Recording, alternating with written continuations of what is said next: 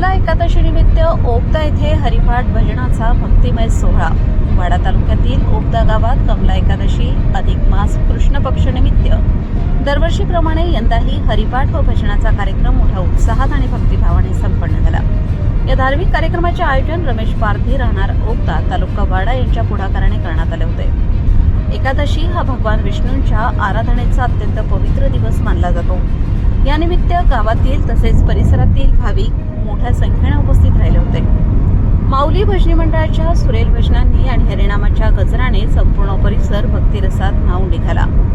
ओम नमो भगवते वासुदेवाय तसेच विठ्ठल नामाच्या अखंड गजरामुळे वातावरण भक्तिमय झाले होते। यावेळी भगवान विष्णूंची विधिवत पूजा अर्चा करण्यात आली। भाविकांनी विष्णू सहस्त्रनामाचे पठण, नामस्मरण आणि भक्ती गायन करून आपली श्रद्धा व्यक्त केली। कमला एकादशीचे महत्त्व लक्षात घेऊन अनेकांनी उपवास, दान धर्म आणि अन्नदानाचे पालन केले।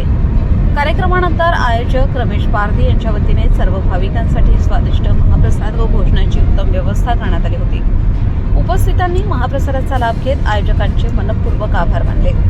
धार्मिक परंपरा, भक्तिभाव आणि सामाजिक ऐक्य यांचा सुंदर संगम घडवणारा हा हरिपाठ भजन सोहळा ओबदा गावातील भाविकांसाठी अविस्मरणीय ठरला।